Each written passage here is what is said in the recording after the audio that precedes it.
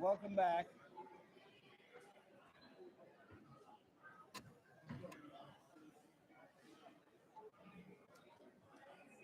Coach Thomas, when do you want me to start?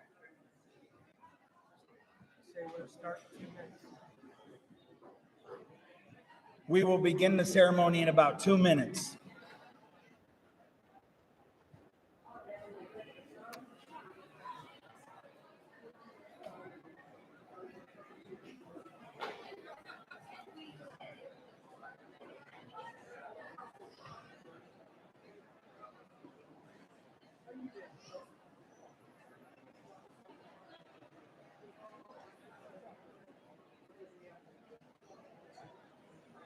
I haven't talked yet. Mom says it's really hard to hear, so talk really slow, really loud.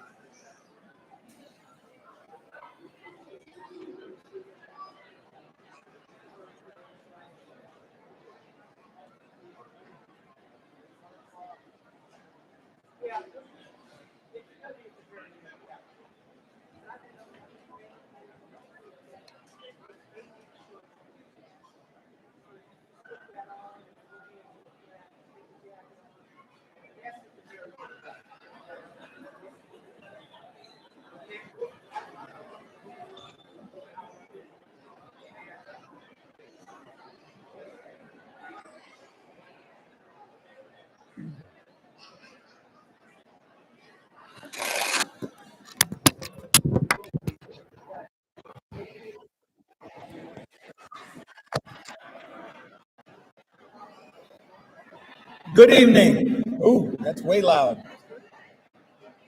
All right, if everybody could take their seats, we're going to begin tonight's ceremonies.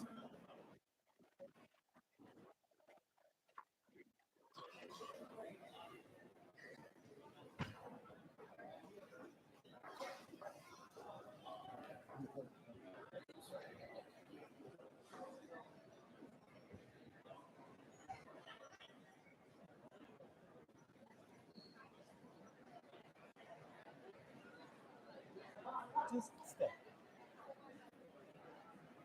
Right there. I gotta thank you. I don't care if you want it.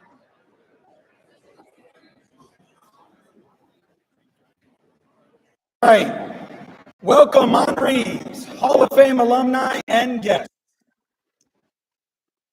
I am Matt Kitchen. I am a graduate of Southeast, a former athlete, and a current athletic director.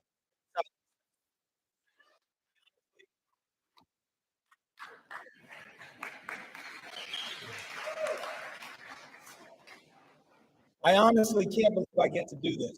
But before I go forward, I would like to take a second to recognize the person that, in my opinion, made all of tonight happen. From food to the table settings, to getting everything set up online, and that is Miss Letitia Jones.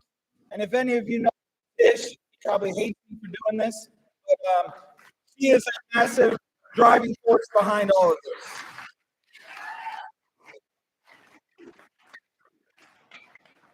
All right, we are here to build upon the foundation that honors each year the rich history of achievement on our field, courts, and our mats. The sports program is where we find our school's ambassadors. Their successes are reported by the media, celebrated by fans, and stored in our minds competition. Tonight, we celebrate their triumphs in the main lobby, actually. We have our permanent Hall of Fame displayed for the display that exists to tell their stories and save their rich history of Southeast High School athletics.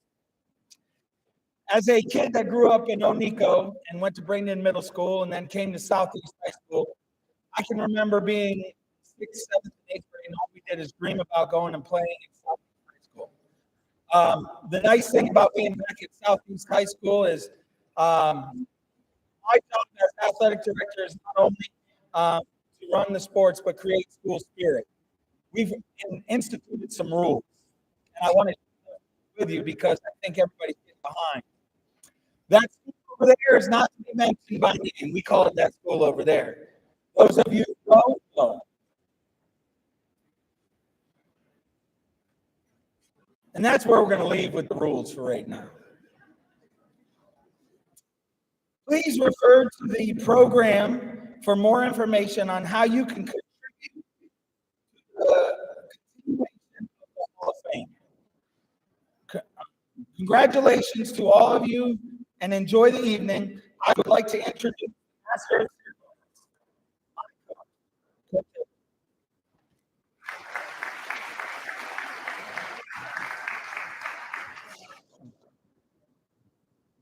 Thank you very much. Good evening, everybody. I am former coach and math teacher Howard Eberly. I was at Southeast from 1981 to 2016. I'm ecstatic and honored to be your MC tonight. As I was reviewing and preparing to introduce the inductees, I was at times overcome with emotions, reliving some of their great accomplishments, some of your great accomplishments. Who would have thought 10 years ago, 20, 30, 40, 50 years ago, it would be here tonight doing what we are doing. Back then, you were just a kid trying to make a team, or a new coach trying to win. You know what? God blessed you. He blessed you with some gifts. Some were physical, some internal. You were talented, you worked hard, persevered, you loved to compete, and of course, you got that taste of winning.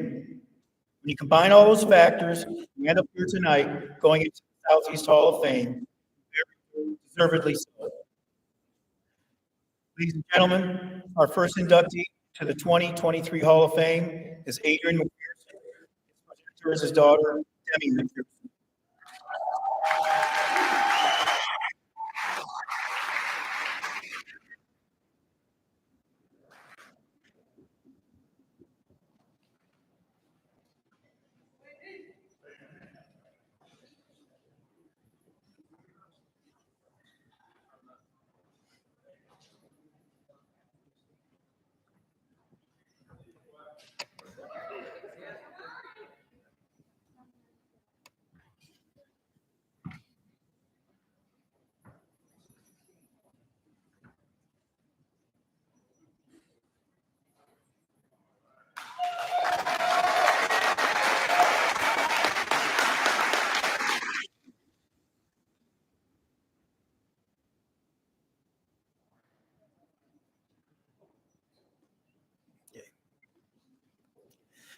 AD was a phenom basketball player as a child. By the age of 11, he was competing in the state. By the time he was a sophomore, he started all 3 years in basketball and football. Basketball, his first love, he dominated, averaging 25 points a game in his career. His senior year, he almost averaged a triple-double. His football numbers were also staggering. He threw for over 7,200 yards and 86 touchdowns. At that time, were state records. In his senior year, he accomplished what no other athlete in the state has ever done, being named Mr. Football and Mr. Basketball, recognizing him as the best football and basketball player in the state.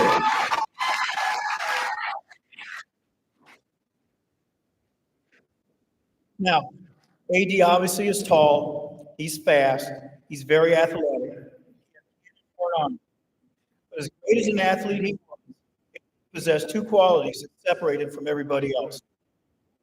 Number one, because he played so early in life, he had an awareness about him very few kids had. He always knew the situation, he always knew where his teammates were, and more importantly, where the opponents were. Number two, he He thrived at crunch time or in the big moment. He wanted the ball in his hands, down by 10 seconds left. He loved to run the 2 minute like he did against St. Thomas in his junior year. Now, it's ironic because we lost that game, and I called the final play, which was an incomplete pass, and we missed it. What he did was exceptional. Now, he had in his career plenty of 35-point basketball games and would throw for yards and touchdowns in many football games. What he did this night was so special. It goes unnoticed because we lost the game. So here's the situation. Semifinal game, we're down by 3. Minute 30 left on the clock. We get the ball back at about AD and I had been going over all of our different options when he gets to the field. So the offense starts taking the field, play, and he turns and looks at me and says, "Coach, I got this. We don't have time." He went out on the field. He comes down, he wants to know what the play is. I don't know. He said he's got it. I don't know. So now completes a pass. Then he escapes the rush, gets out of bounds, and completes another pass. Clocks the ball. He calls 2 plays in the huddle. St. Thomas kids are moving all around. Crowd's going crazy. You can't hear yourself think. AD audibilizes at the line, catches the blitz. He methodically drove it down to the 10-yard line where they called timeouts with seconds to go. He knew the situation, and he thrived under pressure, and that's why he's going into the Hall of Fame. Congratulations, Adrian McPherson.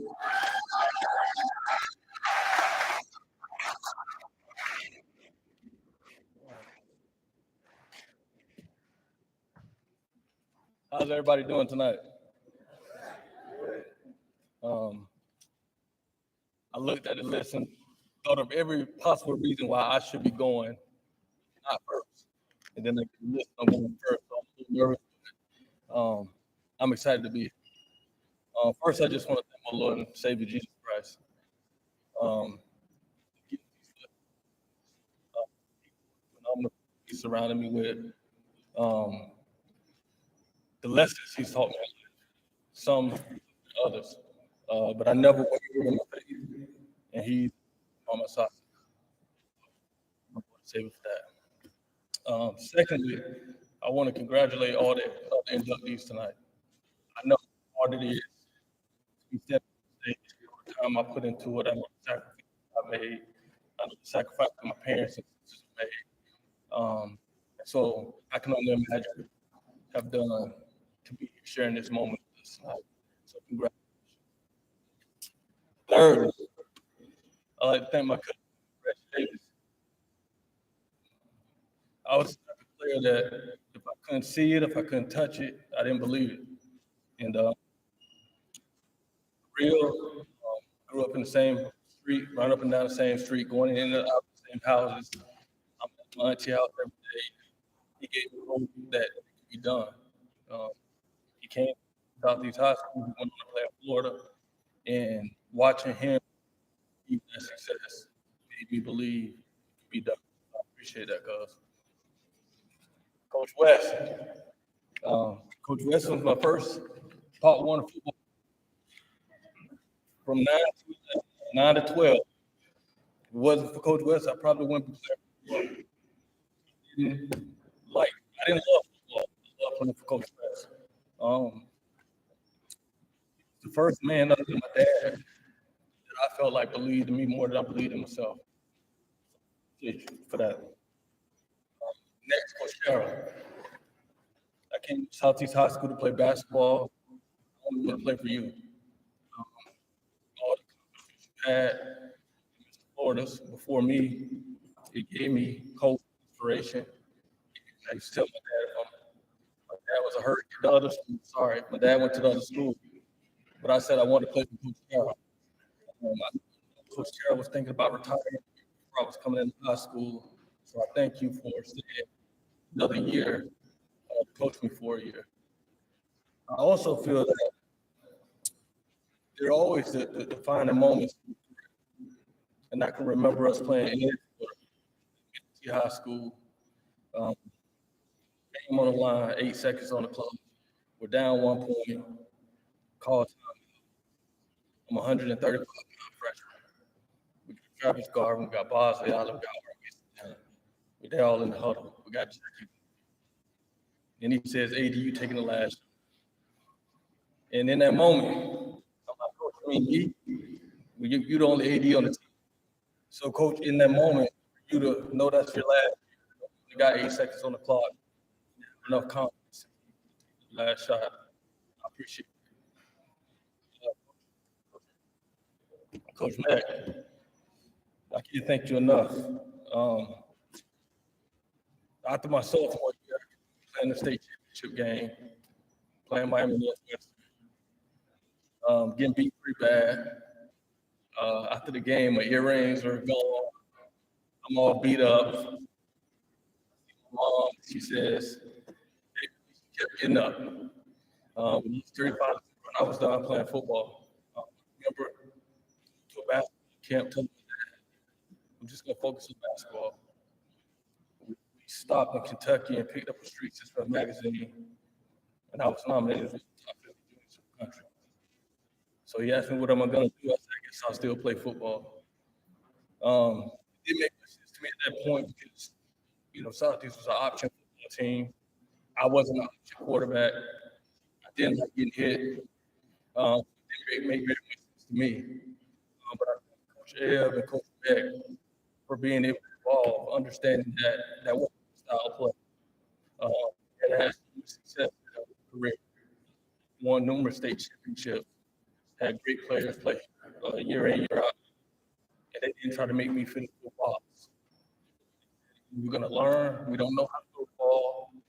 We'll evolve. They were still coaching. They didn't have egos. And if they didn't make those decisions, I don't play college football. So thank you guys for that from the bottom. I'd like to thank my two sisters. They've given up so much. Foy and Jamar. My whole childhood, they just in the car, followed up where we went. They didn't complain.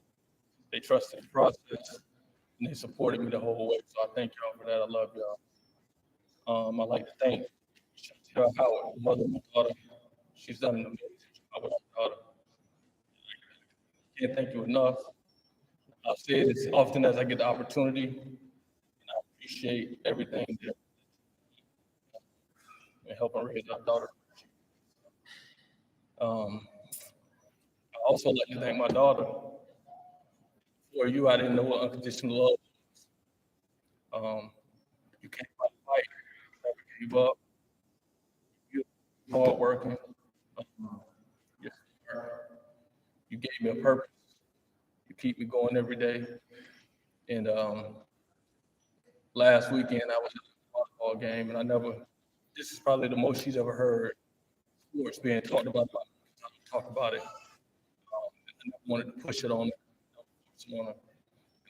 Last week, I was at a volleyball game watching her play, and I watched 3 sets, and I called everybody I knew and said, she got it. So baby girl, you got it. All right. Last night, I think my mom and my dad, Pops, you were playing. You always told me if I had grades, you would do whatever you had to do to get me where I'm trying to go. Camp after camp, people try to get me to transfer, you never wavered. And Mom, I thank you for that dominant mindset. I can remember getting in the car 38. Yeah. She looks at me and says, I'm not coming to another game if you're going to lay the ball up all night. We've seen enough of those days. She just kept that dominant mindset. I thank you guys for that. I'm standing up here. And I'm happy to be inducted, but it's truly, I'm accepting this for us. I remember here. Love you, and we did it. Thank you.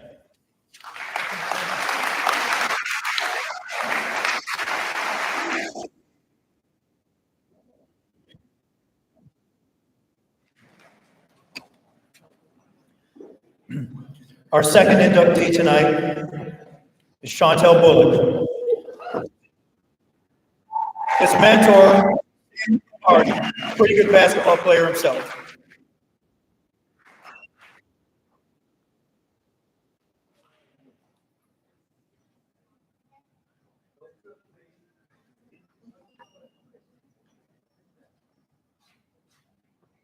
and Stevie Ross.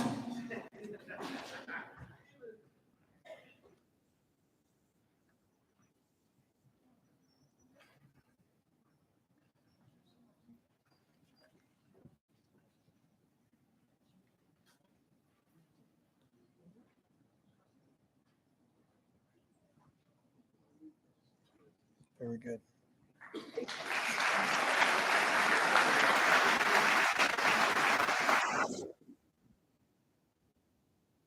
Now, Chantel Bullock was a basketball genius. There's nothing on the floor she couldn't figure. As a junior, she was all state. Now it was her senior year, and she had a new coach in Coach John. Harder saw her talent and was expecting big things from her senior year. She did not disappoint. Chantel put up a school record 670 points. She averaged 21 points a game, 2 rebounds. She absolutely dominated the game. She was a team leader, made everyone better. Chantel earned all county, all district, all state, all American honor. She was named Manatee County's most valuable player. And this was a time before Florida had basketball, but there's a real good chance Chantel would come home with that award also. Most importantly, Chantel will help her team 29-3 and win a state championship. She accepted a basketball scholarship from the University of Miami, where she graduated in 19. Ladies and gentlemen, please join me, Chantel Bullock, into the Southeast Athletics Hall of Fame.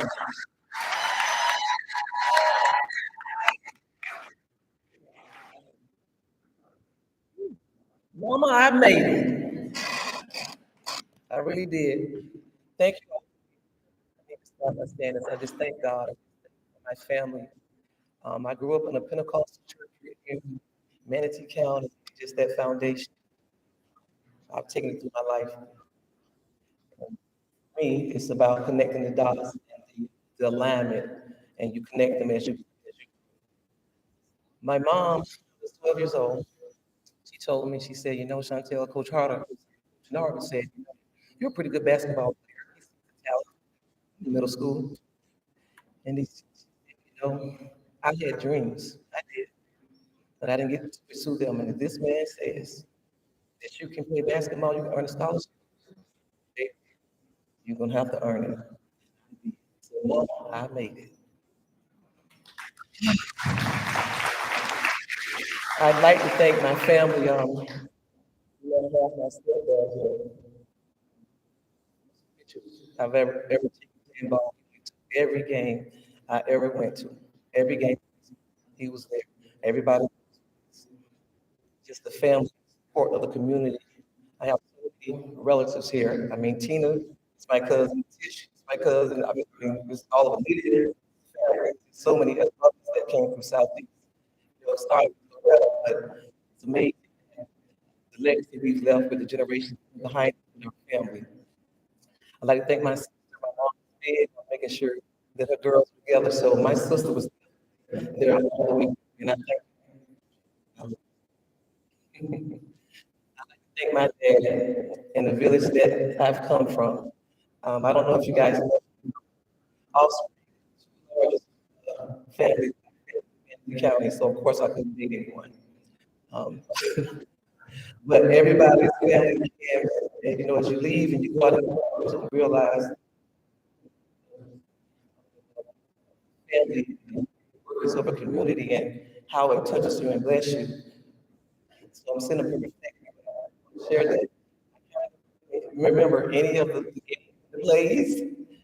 So it was good coming here and talk to my teammates and tell me, you know, about and some of the things we had. But I remember the love. I remember that. That to me was more important than being on the court. Yes, I was good. Yes, I loved it. But for me, it was those girls back then that as I look at them, that 16 years old, know that, you know, I just knew I had to win. And like I think about my family, my dad, and the village of his family. I have to say it. And you just kind of know where you end up. But as I look in, I'm a product of Manatee County, and I'll always support Manatee County.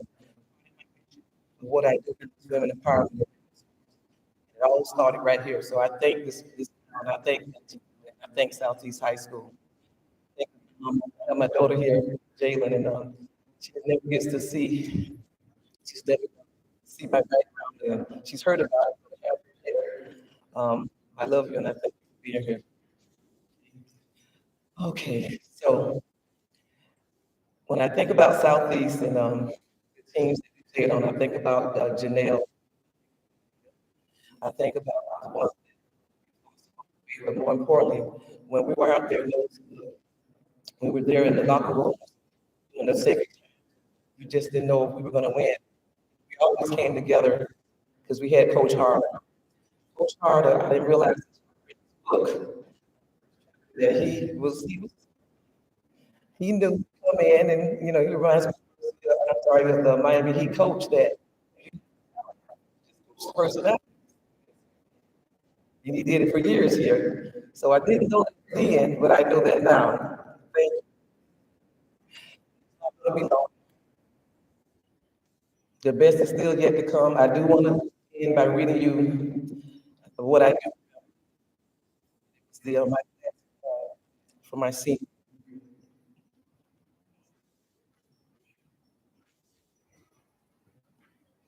Just give me a second here. Class motto: if you can dream it, you can achieve it. If you can believe it, you can become it. Years to come, plan to reach our goals and thrive because we are the ambitious class of 1985. Thank you.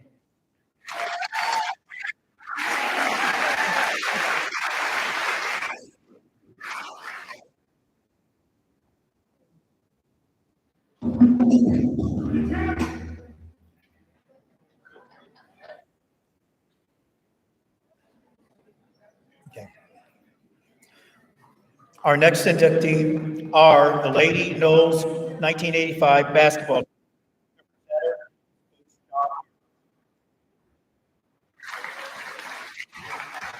You can call you up individually.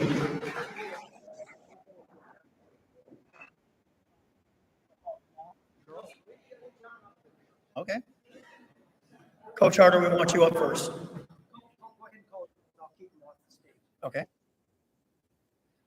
The girls are Leslie Baker, Tina Brooks, Chantel Bullock, Tanya Combs, Tammy Freeman, Karen Horn, Delsita Niesman,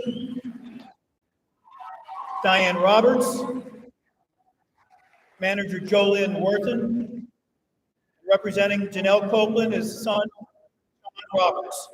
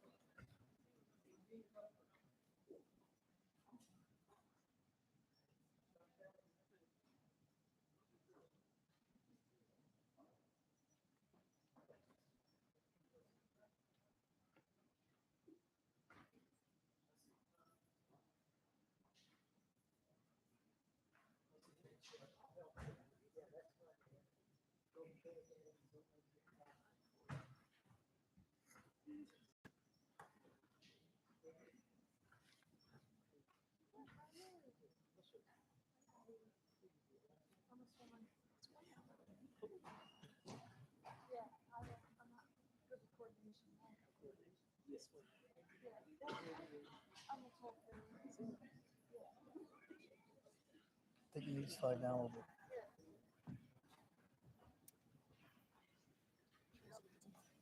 bit. You guys had a really good turnout.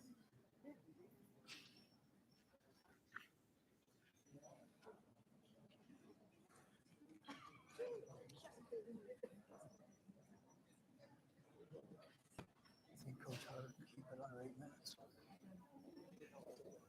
It's his speech.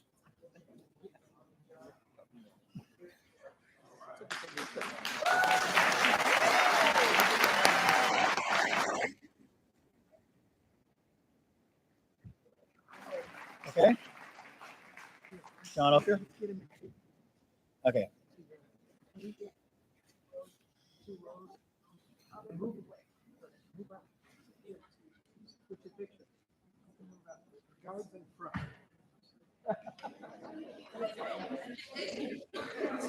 Can you start, Bob?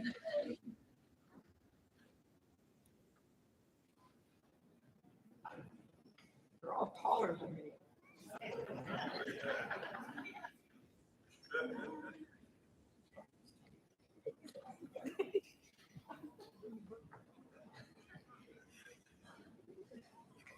Okay, Coach John Harder directed the Lady Knowles to a 29-3 record.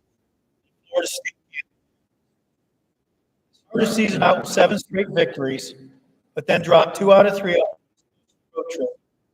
After breaking Merrill Christmas Tournament Championship, there would be one more bump on the road. A defeat at the hands of Sarasota. The Lady Knowles then ran off 11 straight victories before districts. 37-36 nail biter.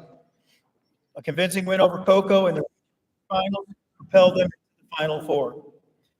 The Knowles played Pompano Beach Hill. They played them tough, but the Knowles prevailed 44-41. They would face Crestview in the finals, go into overtime to win 53-47, secure the school's second state championship. In case you didn't notice, that was a lot of close games where the Lady Knowles came through when they had to. Congratulations and welcome to the Hall of Fame, Lady Knowles.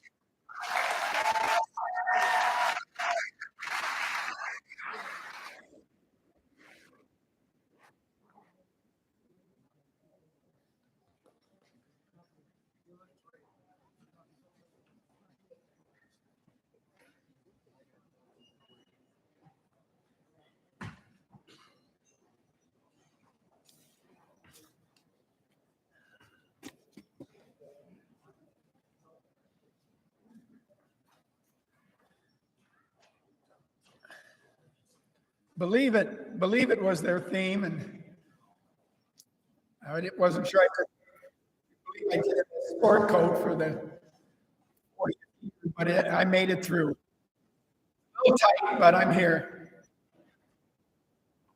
And I'd like to start on behalf of the 1985 state champion Lady Seminoles by sending out a thank you to the Hall of Fame committee that selected us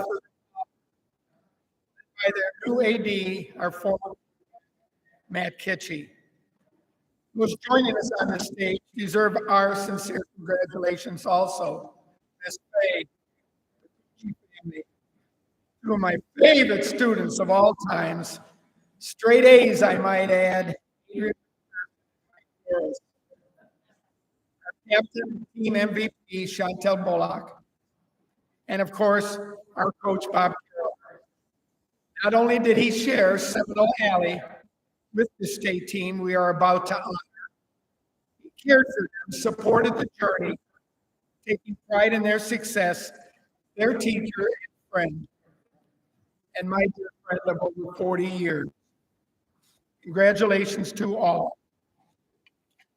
If you've ever seen the movie Hoosier, you remember it as a true story where the coach first year wins the state championship.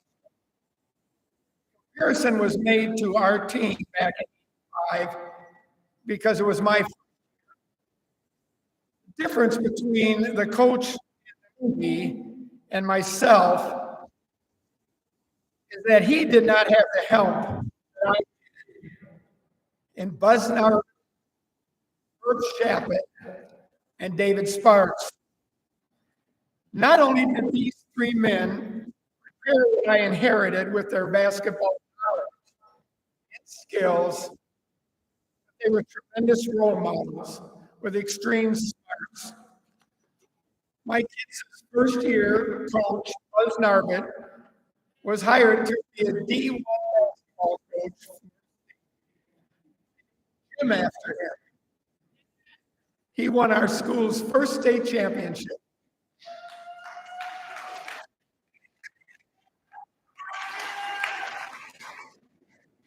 The team's second head coach, Herb Shappett, goes on to being a principal, assistant superintendent of a major county, Manatee County. And then there's David Sparks. I wanted to make sure coming into school that the senior girls would hang around. So I hired Coach Sparks off the photo he sent. Sorry, a little humor there, but Coach Sparks was the real deal. Good looks, notwithstanding, he was a tremendous coach, very loyal assistant, and a dear friend. On the phone yesterday, he wished all of you congratulations, wishing that he could be here. His 84-85 JV team went undefeated at 16-0. That's his first year also. Howard Everly, our MC for the night, an assistant in a later state championship, was the freshman boys coach in 84-85, and he too went undefeated at 10-0. Southeast High owned basketball in the county, if not the state, those days. But it wasn't easy as just getting on a bus and going out and winning games. Administration had to be there. Paul Meckley, greatest football coach in school history, often said the greatest football coach in the state of Florida. That is true, but also the greatest of athletic figures. He guided our years in high school when so many of you had to do all the work that he had to do. Mrs. Lucas, soon to be Dr. Pat Lucas, who's with us tonight, again, following everything that this school has done for all these years, a female principal. Imagine, way ahead of her time, before she became Dr. Pat Lucas. Something special in you girls, fellow women, and celebrated with you each and every day of your journey. She did work for girls sports later at the county level and at the state through the FHSA. I think you girls had a lot to do with her progression. And now it's time for the players. The ones that actually stole the ball, scored the baskets, hauled down the rebounds, made those clutch free throws. 29-3. Let's get it out of the way right off the bat. Those three losses. 66-58, December 21st, 1984. Titusville Astronaut, 65-59, December 22nd, 1984. Some Christmas. Those two teams went on to win state championships, ranked number one in the state. We were right there. And then there was Riverview. 79-57, January 1985. And there was no more. 18 wins in a row to finish with a 53-47 overtime win on the 9th of March, my grandmother's birthday, 1985, against Westview. School gym, bigger than anything I've seen, called Winter Park.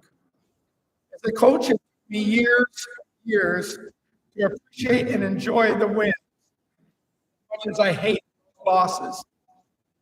I always credit you for helping me with that scenario. You were my beginning. First year out of the gate, and we did it.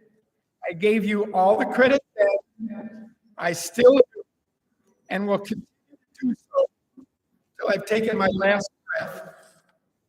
You had tremendous talent I had never seen in girls. I had just completed 10 years of coaching in Illinois. My girls we whooped them. Pass, dribble, shoot. Yet I always felt your strength was in defense. Man to man. So quick, so strong, so in shape. a lot like you are today, an 8-minute mile. I want you to stand up and show the crowd, those of you that can still do the 8-minute mile.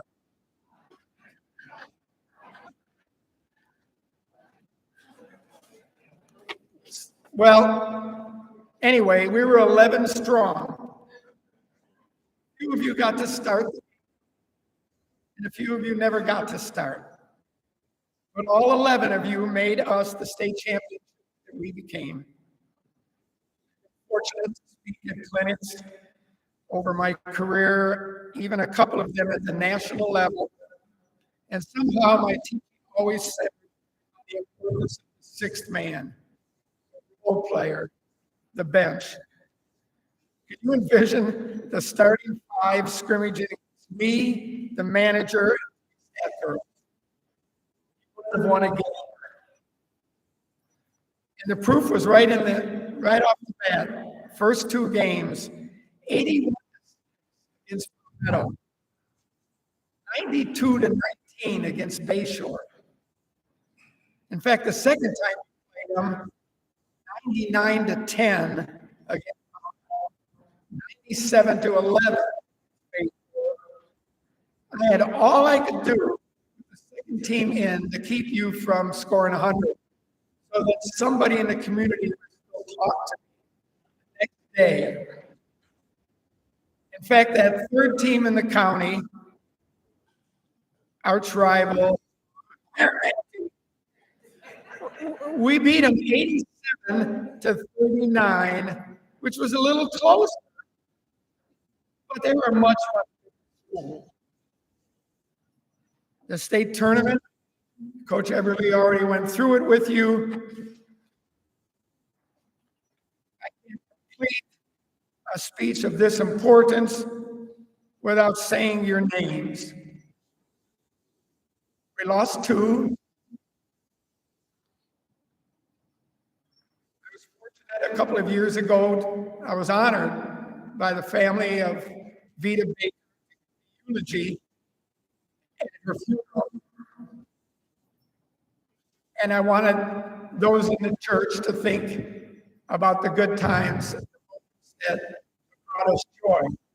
Back there on the wall pictures is Vita at the Bradenton Herald Christmas Championship in the middle of the front row, smiling than ever, with her finger in the air pointing upwards, number one. Copeland. If there's anybody that ever looks down from heaven upon us right now, Danelle Copeland, with a smile. Every day I was with her, I never saw anything but the most positive experience a player could bring her. Laura Coulter, Andy Freeman, Dulcita Niesman, Tanya Combs, Aaron Horn, Tina Brooks, Leslie Baker, Kathy Walls, Diane Roberts, Bullock. Off the court is where these girls shine the best. You were a team, you had the grades, never worried about eligibility. You supported each other. The all-state player after Christmas, before districts like Vita Baker, there was another to step up. You had parental support, financed summer camp, you loved your school, your community. And speaking of love, you took in Buzz Narbit, Herb Shaffitt. They were not just good coaches, they were great men. They gave you your start. It had to be hard to lose them. You grew up fast. Wiped away the tears that you might have had, and you let me in. Loved you from day one, as did Pops Harder, my mom, wife Nancy, little kids, Sarah and Ben. You were like we were with you all along. You made that happen. Nobody could have done that. And therefore, we won. Family, team, school, Braden Town, the grace of God, we won and deserve to be in the Hall of Fame. In my congratulations conclusion, I think of the last time we were all together. We were in Seminole Alley.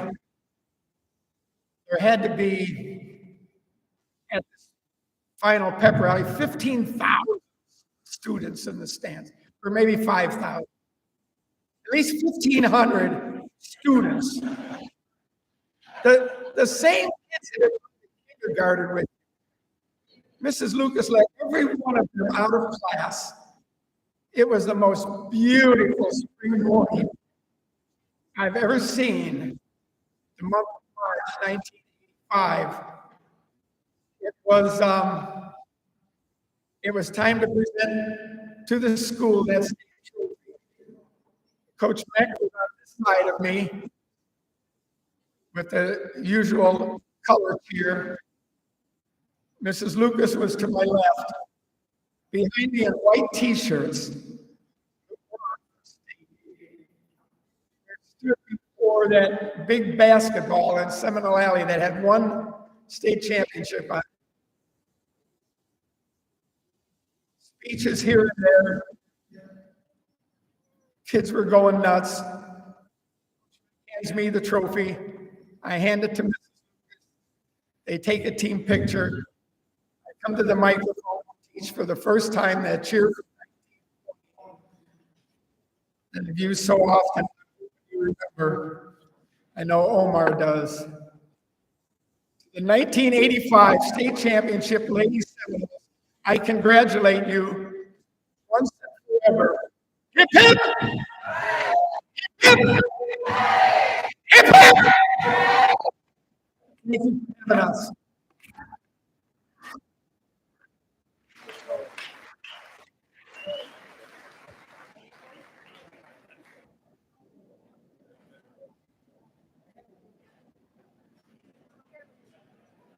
Oh.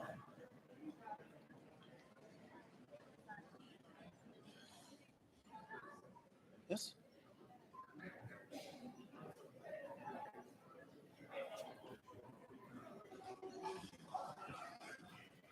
Sorry, I'm sorry.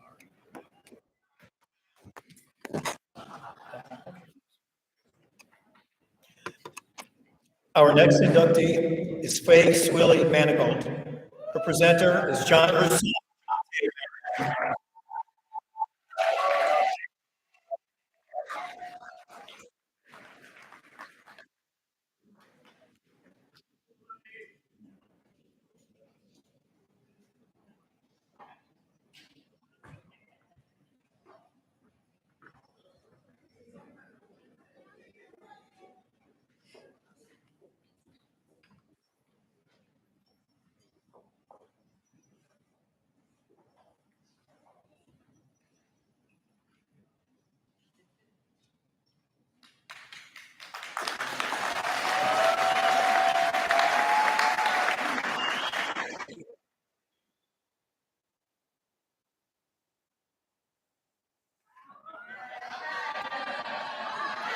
Nice.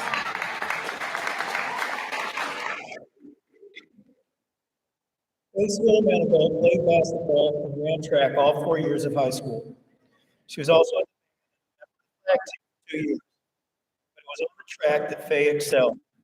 She could run like the wind and is now recognized as one of Southeast's most accomplished relay runners of all time. In 1976, 77, 78, Faye was on the 880 medley, 440 yard relay teams that qualified for states.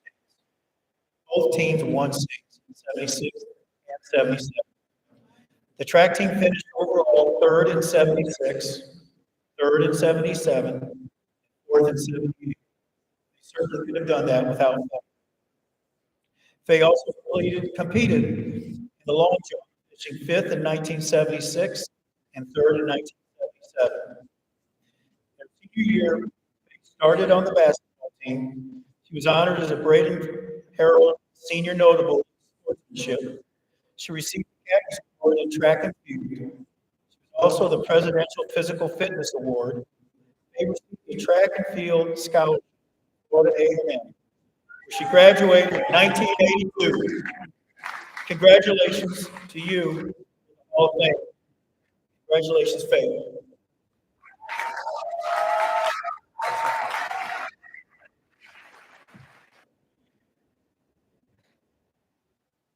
Good evening. I am Faith Willie Manigault, and this is an honor and a wonderful opportunity to step before you as the inductee 2023 Southeast Athletic Hall of Fame class.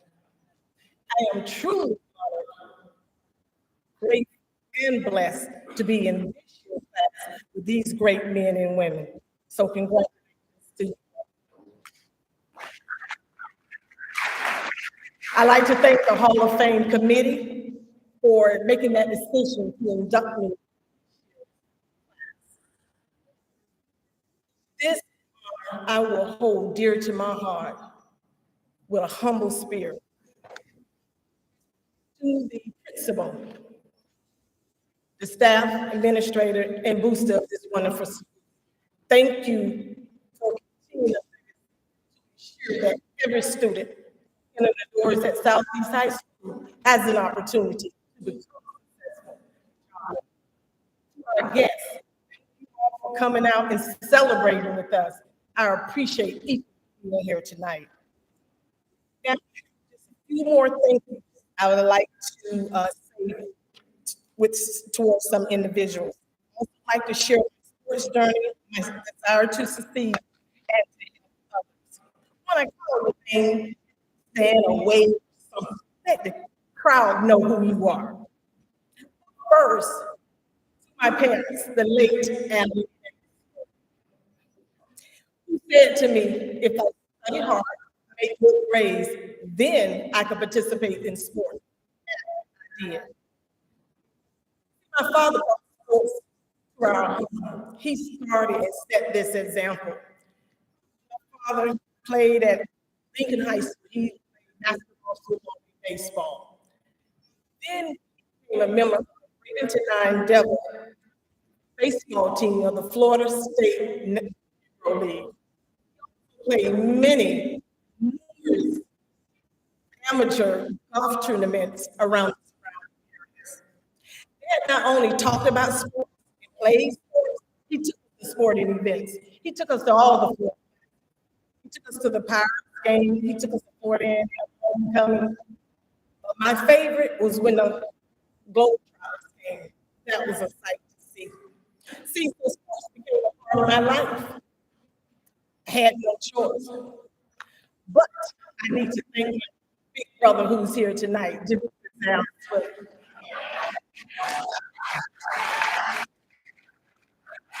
Who continued the standardized family, participated in 3 sports right here at South, football and track.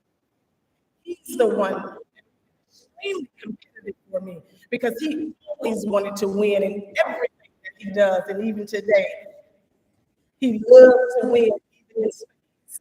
But I said to him, I got to play the sports. So he would tell me, sis, in order to be a winner, you got to come in first. There's no other option. So I think tonight I'm a winner.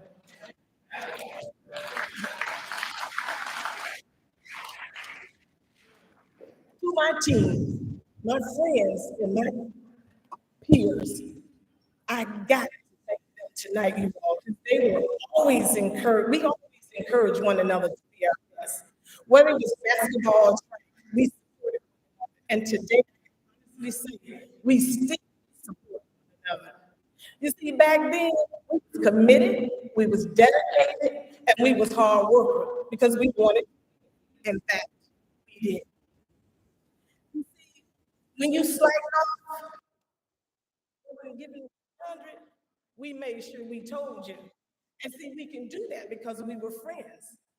So tonight, I want to thank these ladies because I'm standing here and they were a part of the record-setting accomplishments. 2 state championships in the 440 relay that we called it back then, 1976, 1977.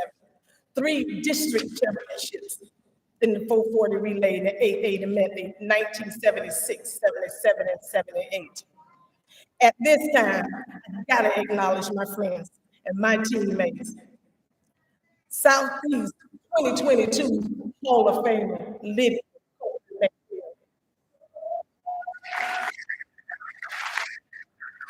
Southeast Future Hall of Famer, Lois Poole Smalls. 2022 Southeast Hall of Famer, Tanya Brown McKenzie.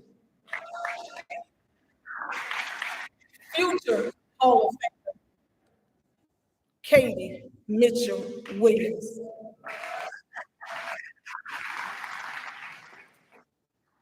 These teammates and I was on a winning team, and we were good. No, we were amazing. We had some great records, whether it was individual or team, we were good. Such a small girls track team. It was amazing what we accomplished. So again, thank you for being good friends, teammates, and my family. Well, you heard earlier, I graduated from Florida University, which is known as FAMU. And I had an opportunity to participate in the season on the track. Pratt taught me, I learned at the collegiate level, your commitment and dedication are expected even greater. Twice as hard to be successful. After my first year, I transferred my focus onto academics and my passion to participate in the community for 3 years. One of my teammates is here tonight, Eileen Evans. We practiced hard, we were extremely competitive, and we had a good team. But I my feeling tonight, I would just say what happened at FAMU stays at FAMU. We had lots of fun, period. After graduating from FAMU, I had an opportunity to get various jobs and participated in sport programs. When I joined the Manatee County Sheriff's Office, I had an opportunity to represent the program at Ohio State University at their annual National Law Enforcement Olympic competition. It was in 1986. And it was amazing how their ceremony was so similar to the Olympic Games. The feeling you received when you got on that podium and they placed that medal around your neck, it was very impressive to me. My third place, I felt like third place. I still got on the podium. So after relocating to Atlanta, I participated on the local basketball team for 1 year, and the football team for 3 years. My last season, I slid into home plate, tomatoes, tomatoes. I said I was safe. My husband said I was out, but I was down there. But this large object fell on my ankle, and now today I have and a plate in my rehab. Together, got ready to go back out there. I was volunteered by my husband and an amen to Cheryl that I needed to turn it on. Y'all know the saying, happy husband, happy wife, happy life. I will see enjoy life student at University. It allowed me to become a self-help motivational author. The name of the book, Glorious Reflections of, and one of my contributing authors, Ms. Floyd Shannon. A nugget for you all tonight. You must balance your life, make errors, and but you must grow from them and one what higher powers get back. You must that you can do it. Dream big. Volunteering in the community, helping others, and encouraging them to be all that has been very important to me. Sharing with them in order to be successful, you must stay focused, be a team player, work hard, support one another, check on each other, and remember there's in team. In conclusion, a big thank you to my husband, John, of 34 years last Saturday. Wonderfully so much, God, who supports me and encourages me, who keeps me grounded. Thank you, love you both. To my extended family, friends, classmates, and two adopted sons, Andre and Carl. Thank you for being here and supporting me. To my prayer warriors, William James, Britt Barnes, Karen Hill, and my St. Mark AME church family. Thank you for always praying for me, encouraging me, and uplifting me. To every one of you all here tonight, remember, all of us have skills and goals that are transferable to be helpful to others.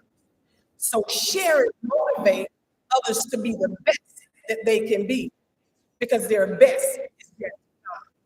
Thank you. I appreciate this wonderful opportunity, and I accept this award with great pride. Thank you.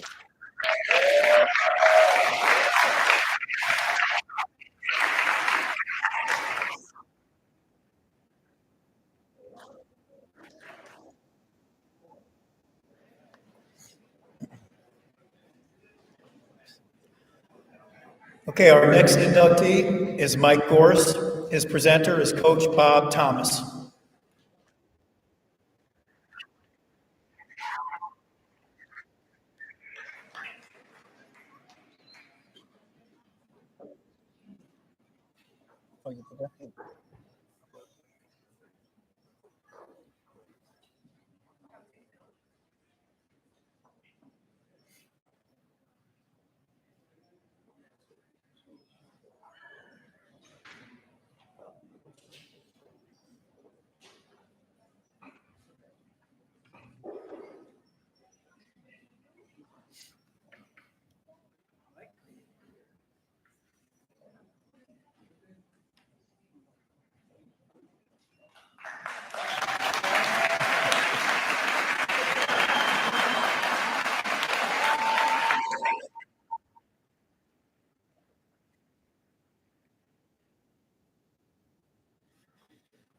Mike Gorse is a wrestling machine. Don't let his demeanor fool you.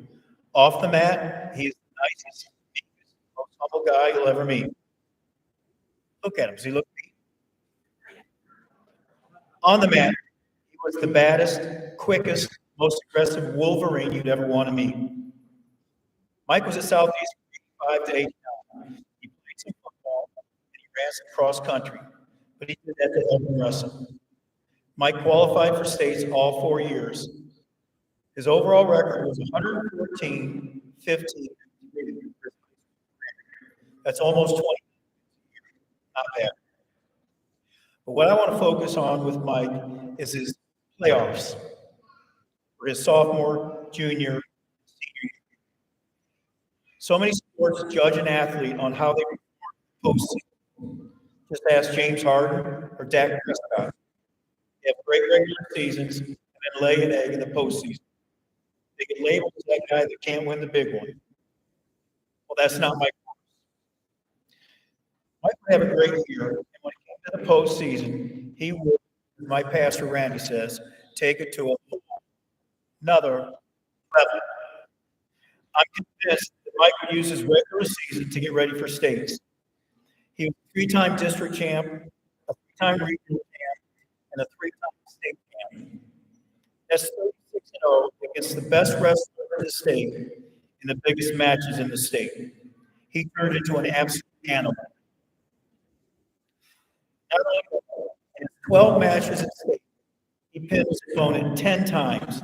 Absolute domination. Congratulations, Mike Gorse, to the 2020 Hall of Fame.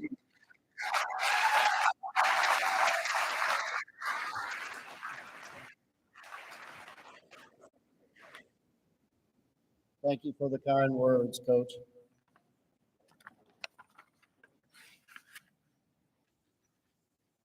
Good evening, and thank you. Yes, sir.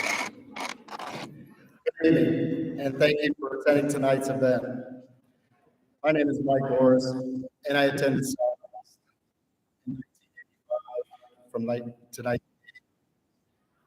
I'm truly humbled and grateful to have the opportunity for my name to live. Southeast has produced a countless number of great athletes, outstanding coaches, and thoughtful contributors. The fact that the Hall of Fame chose me is a great honor and one which I will cherish. Thank you to all that has played a part in assembling the Hall of Fame here in South. Wrestling started for me at the age of 6 in 1977. My cousin Paul brought me to go into this large metal shed to learn the sport of wrestling. Of course, being so young, I had no idea what wrestling was, nor did I know how much it would impact my life. I couldn't have realized the sport of wrestling would teach me core values like discipline, dedication, and determination, and how I would be able to use those values throughout my life.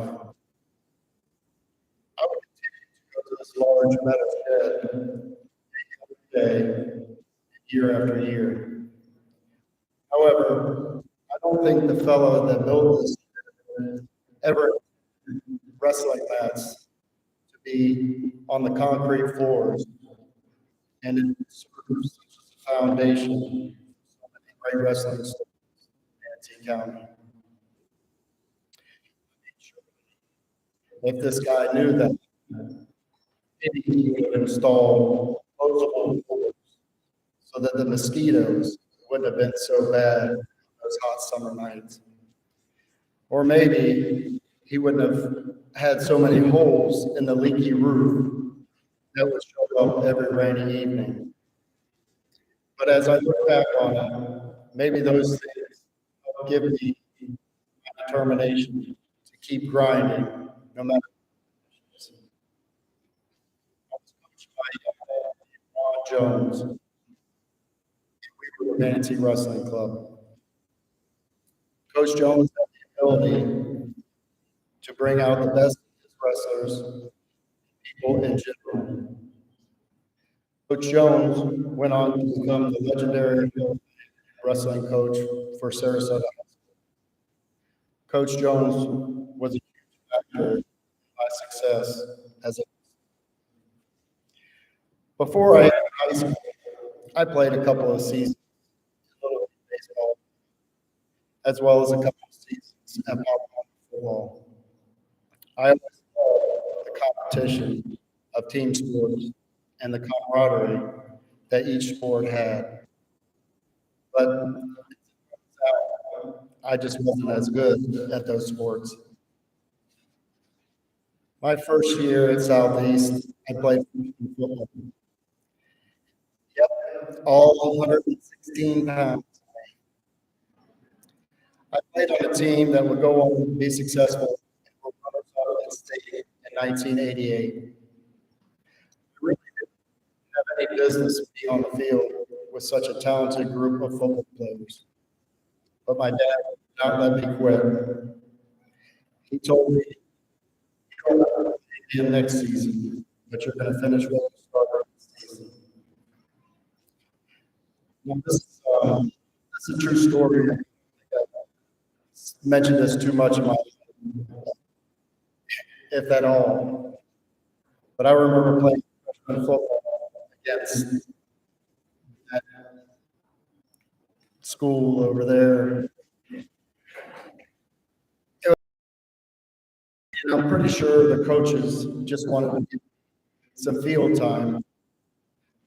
One of them came up to me just before the game, and he said, "You're going to start tonight on kick return." He said, "You're going to the kicker gets the ball off, want you to hit them as hard as you can. I said, okay, the kick, I think I can do this. Well, little did I know, this kicker was as big as Sebastian Jenkins. Well, he kicked the ball off, and I threw all 116 pounds kicker. I promise you, I'm not going to make this for myself, but just tell you that I had to pick myself off the turf and run back to the sideline and hope nobody's seen how bad this kicker was. This October was just around the corner. I'm grateful that on October 1985, my life has yet another soon-to-be Hall of Fame head coach, Tom Thomas. Without question, Coach Thomas prepared me for my next 4 years of wrestling career. He would keep me focused, and of course, he would keep me conditioned. I'm sure most of you know Coach Thomas, but for those of you, Coach Thomas loves to run and bike, still to this day. And 30 years ago, I think he thought everyone loved as much as he did. I don't think we did. 4 laps around the football field to start our practice, not just on the track, because that would have been way too easy. No, we ran up and down each set of bleachers on both sides of the field. Coach Thomas loved so much. He took Freddie Rogers and I for a run on the downtown streets of St. Pete late on a Friday night during the district tournament. It's still decided whether he or Freddie and I were Coach, thank you for always keeping me on track and helping me achieve my success for those 4 years. I appreciate it. When I graduated from Southeast, I went on to First Newman College in Jefferson City, Tennessee. I was fortunate to have the ability to continue wrestling for another 4 years and develop even more life. Thank you, Coach Thomas, Beckley, Coach Wilder, Coach DeLay. You guys positively impacted my life and so many others. You guys did it at different sports events because you were required to. You guys did it because you valued each other as coaches. In my opinion, you guys were more than just educators. You guys were mentors, models.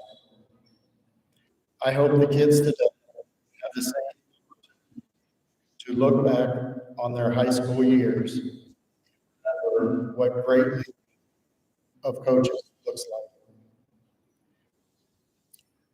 I would have never been able to pursue my passion for wrestling if it weren't for the love and support of mom and dad. I'm so blessed to have had them in my life, and I miss them so. From countless hours to hours and hours of driving from county to county and state to state for so many years, they made sure I had the resources I needed to continue wrestling year after year. Thank you to my sister Tina for helping me. Thanks to my teammates and assistant coaches, some of you here tonight, I appreciate you. I appreciate you guys never letting me forget the time my grandmother walked out onto the mat in her high heel to give a piece of, because the match was decided. Thank you to the Lozano family. Always thought of you guys as my second family, and you guys have always been there for me. Thank you to my beautiful wife for the last 21 years. We have 3 children, and we enjoy being with them and watching them grow, being involved in their lives. My oldest daughter, Maya, has been involved for 7 years. As a part of my Pearl Stones team. My youngest son, Dalton, has played several seasons of flag football, and he is now reaching wrestling inspires him as much as it did me. My youngest daughter, Angelina, played soccer, did dance as well. While she did something else, she is content on cheering for her brother and sister. Congratulations and the future inductees into our fame. I hope your special for you as mine are to me. Again, this is a huge honor, and I'm honored to be chosen to represent Southeast in our Hall of Fame. Thank you for listening to my story. I hope you enjoy it.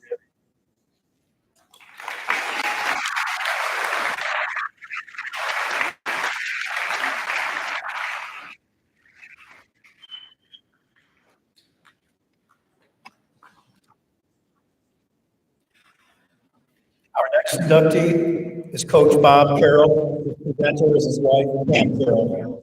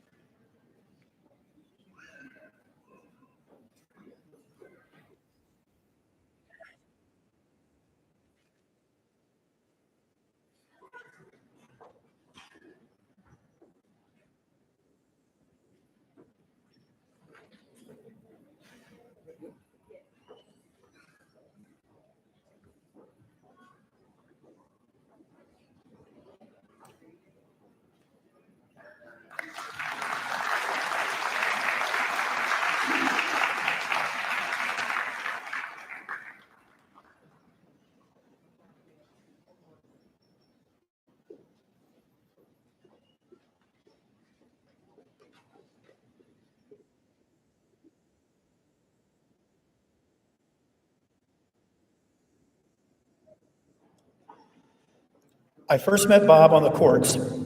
My first thoughts of him were, man, this guy's tough. I can't intimidate him.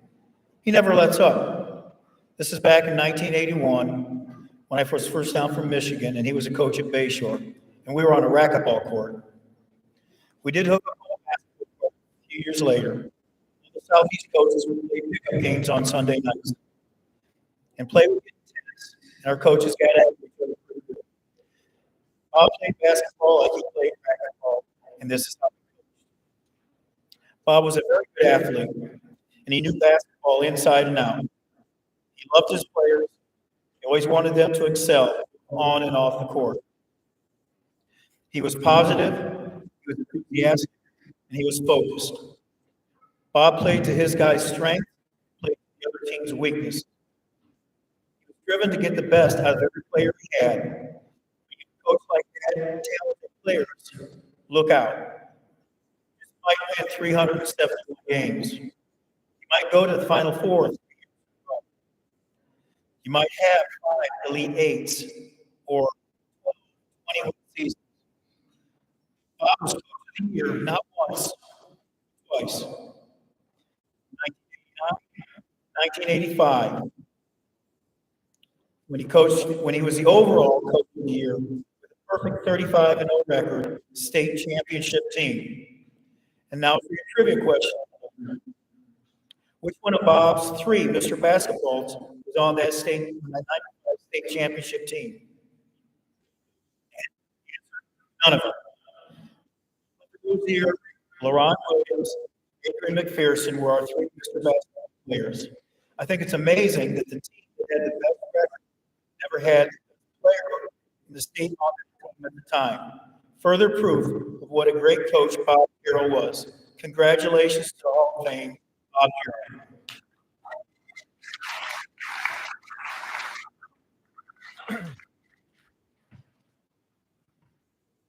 Thank you, everyone.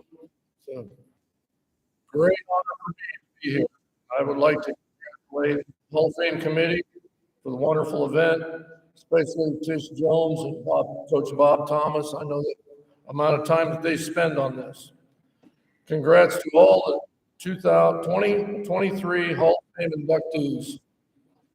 This is a very prestigious honor to join such an event. It is a special honor for me to join Paul Beckley and John Harder, not only two of the greatest coaches ever, but also two great friends. Thanks to Dr. Pat Lucas for having the confidence to hire me in the first place. Paul Beckley also was involved in the first spring as athletic director here at Southeast. But they had the confidence that we could build a program.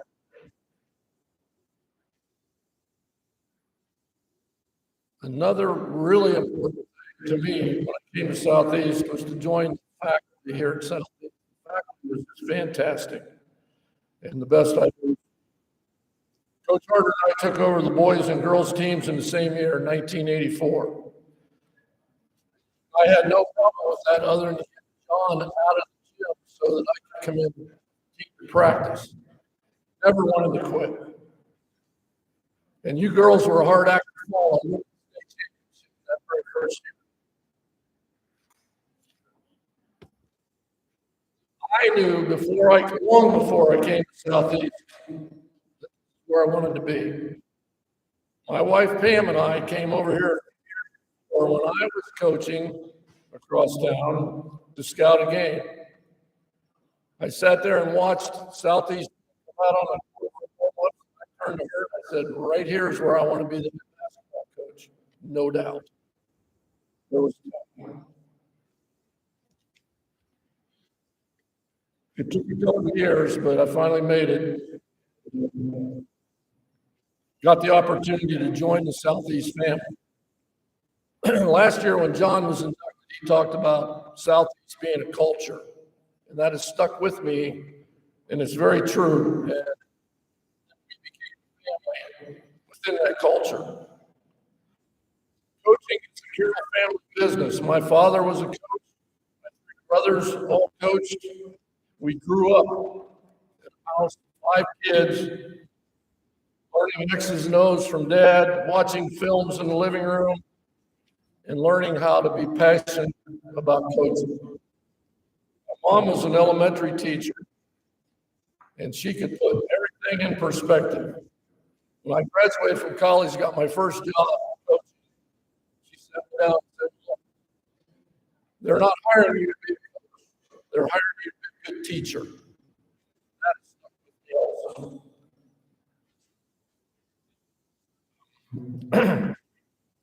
That was some wise advice from a wise lady. Soon after that, I married my high school sweetheart. We've been married for over 51 years.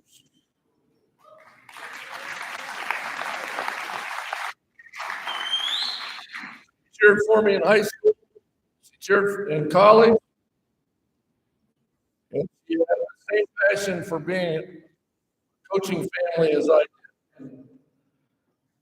She always said, we have one daughter and hundreds of sons. Many of them are right here. When you take 16 years, actually 28 years of coaching and all the teams that we had, that's a lot of guys.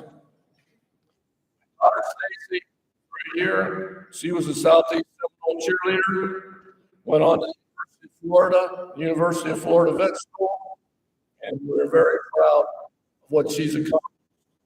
Her husband, Doug, is a computer engineer. They have 3 beautiful grandchildren. Josie is the oldest, Bobby, the middle one, and Hallie, our young. We're very, very proud of them. Also, extremely fortunate to have great assistant coaches. Paul Stevenson came over here with me. We started the program, and the consistency development that happened because of Paul got the program up and running, off to a good start. Paul went on to be a successful head coach after 7 years at Big Shore High School. Well, I'm not supposed to say that. After Paul left, he took over for a couple of years. He was a Southeast High grad and basketball player. Then, when Bobby left, Wilmore Fowler took over and stayed the rest of my tenure here at Southeast and was a big part of our state championship season. He also went on to become a successful head coach. But I think the key, freshman, that one freshman coach, he laid the foundation for everything. Like John said, the very first year I'm here, he had an undefeated team. I don't ever remember not having really good teams on the freshman level. Eric Robinson, who's no longer with us, was also a great varsity assistant coach. Willie Washington, who was a great point guard here at Southeast, later at the University of Alabama, came back after he graduated and assisted also. Lloyd Watkins, right here, great career at Southeast. I think we won 6 games his senior year. Any more before that. Lloyd had a great career at Eckerd College. Then we got him to come back here and be an assistant coach. And Elliot took over when I retired. And then Floyd took over when Elliot retired. So we had, for a long, long time, consistency. You guys, the program, we all had the same philosophies and ideas. And for a really good feeling with those guys want to come back and coach. Several other players who've gone on and been head coaches. Chris Ward was the head coach at Hillsborough High School in Tampa. He's going to be with us tonight because he's off in Paris watching his son play professional basketball. He did text me today, and he said, "Congratulations, Coach. And make sure you tell Mrs. Carroll congratulations too, because you know you didn't do that by yourself." Quite different. At Bay Shore, and now head coach of Green River. Tonight, Ian Wilcox, head coach of Valdosta, Georgia. Tyrone Bryant, head coach of Booker. Now we have another Seminole head coach right here, Southeast, Shed Cooper. Here he is back there. All are carrying on the Southeast tradition and make us all proud. We had such great athletes in the 80s and 90s. There's no doubt. With Mr. Basketballs, Howard mentioned LaRon Williams, not only Mr. Basketball, but 2 finals. E.D. McPherson, Mr. Basketball, regional finals. And I'll tell you a story when you did have that second shot at Tom Metro. We set up a play for him to come down and take the full length of the floor. 2 passes, right down the middle, got the ball at the 3-point, shot it, and clanked off the rim. I'm afraid to get up and go shake Butch's hand. because that's what it was. He got his own rebound and shot it off and we won. That's the story. We had many other great athletes. I don't want to forget anybody. Jerry Green played 3 years of varsity basketball. Of course, John Reeves, I don't think John's with us, but a great football player, Final Fours. Peter Warwick, 3 Final Fours, 2 state football championships, 35-0 basketball season his senior year. Ralph Griggs, also, Ralph's right there on the state championship team. I can tell you a story about Ralph. He was busy playing football for our first 11 games. And Reggie Davis, Reggie was on the football team too, so waiting for them to come out. We played 11 games.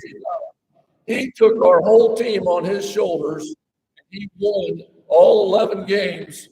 He did whatever he had to do. If he had to score 35 points to win, or if he had to score 10 points to win, it didn't make any difference. We won. And then, like I said, I can tell you why. Every kid on the team started average double figures. And the main reason, Ralph was a leading scorer, but the main reason was Vince Carter was playing for Daytona Beach, and he was Mr. Basketball. And we had the next 2. I can tell you that. I want to forget anybody. Floyd's here. Teams, where's Floyd?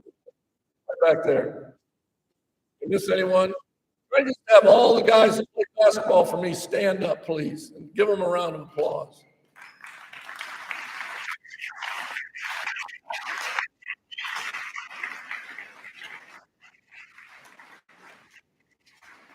I was definitely in the right place at the right time. But I knew I was in the right place. It all started back in 1984 with a very shaky start. We won 1 game before Christmas, and I think that was overtime. But we beat Manatee. We got better. We got a lot better the next year. Won 15 games the next year. I had one player on that team who really improved and made me believe that what we were doing was the right thing in coaching. That was God. He's sitting right there. Wiley had a very good senior year. At the end of that year, there was a college offer. He wasn't sure whether he wanted to go. Because number one, it was in Minneapolis, Minnesota. That's a long way from here. Number 2, you know, every high school senior is unsure to be successful. So we had a little come to Jesus meeting in my office. And I asked him. He said, well, what if I don't make it? I said, well, you know what? What do you have to do? You go up there, go to college, get that experience, you'll make it. He went. Boy, did he succeed. He followed God's plan for him and got a young life. Now, I call him the President of the United States of Young Life. I don't know exactly what his title is, but he's in charge of the whole United States field for Young Life. Big deal. That's why I call him my best success story.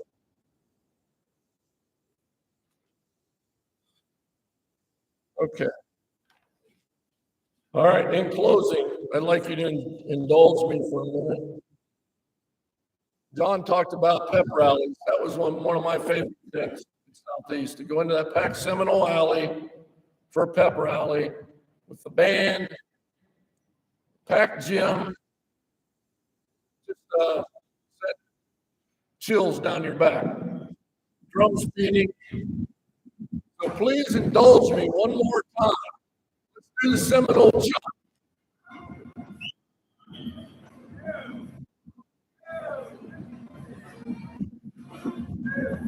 I know Stacey has a hard time because she went to Florida. Thank you, everyone.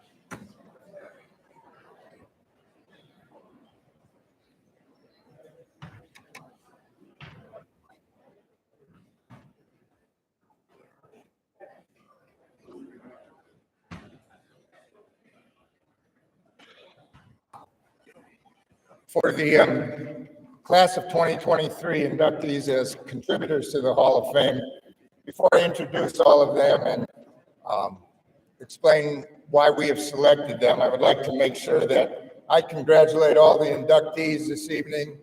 I've enjoyed the walk down memory lane with the enthusiasm and the success that you all have. Special thanks goes to Ginger Collins, principal at Southeast, allowing Matt to be so involved in creating this program for us. Coach Bob Thomas is the guy to really take your hat off to. I know Mike saluted him. Coach Thomas is the guy who was monitoring all of the inductees day after day, trying to get their information. He's the guy that has spearheaded the whole program and put it on the website. You can all go and view by Hall of Fame. He asked me earlier or said something about I've done this a long time ago. The reason it wasn't done was because when I was athletic, all I saw were obstacles. A couple of years ago, we had an athletic director here by the name of Kevin Lynham. He saw obstacles but turned them into opportunities, and that's why we. When I was hired as a history teacher, I would be making a mistake if I didn't take the class of 23 into that history classroom about the Hall of Fame for a couple of seconds. Last year, we inducted a man by the name of Jerry Mathis. In this class, you're going to learn about some firsts about some people that have been inducted into our Hall of Fame.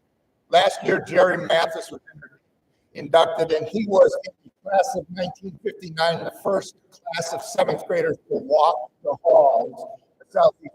He was on one of the first football teams. He was also in the first graduating class in 1953. Last year, we also inducted the first Southeast football team to go undefeated and win a state championship. First team that went 15-0 in the state of Florida. Last year, we inducted Lydia Coker, who's standing back there, who was the first female athlete to make a benefit of being involved in 4 different sports because of Title IX that was passed.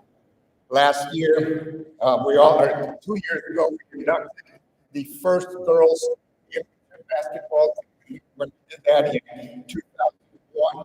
This year, you've already heard, Carter was the first coach to coach and win the state championship. During that, Coach Bob Carroll, first boys state basketball championship, and Adrian McPherson was the first football player in the state of Florida and basketball player to win Mr. Football, Mr. Basketball, Mr. Community. As I introduce our contributors for the 2023 inductees for this Hall of Fame, you are going to see and hear the word first come up quite frequently. Today, we remember Gennaro Cucci Sr., and we welcome to the stage Olga Cucci and her 4 Southeast Seminole children, Gennaro, Steve, Pat, and Maria.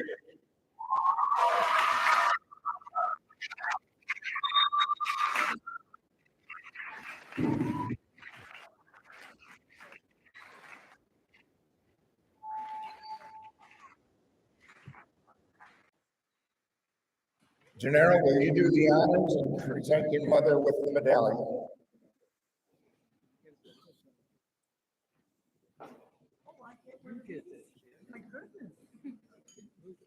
Wow. Backwards.